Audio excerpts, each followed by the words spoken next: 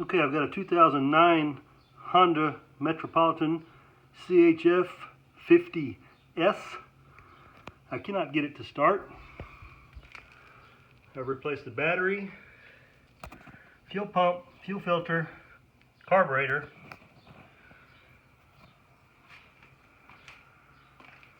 Okay, have my brake on, have my switch to on.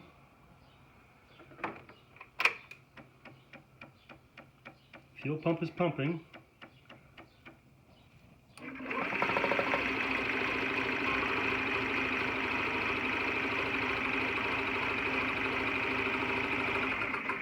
I checked my compression. I have about 135, 140 compression. I have spark. Checked the ignition coil. It shocked me pretty good a while ago. So I'm getting plain spark. I've got new gas, new carburetor, and fired some carb cleaner in there. Not carb cleaner, starter fluid. And I cannot get it to fire off at all. All it does is spin, and it doesn't even want to kick off the fire.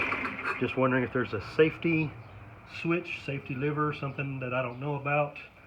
Don't know if it runs when it's open like this. Any help would be greatly appreciated. Thanks.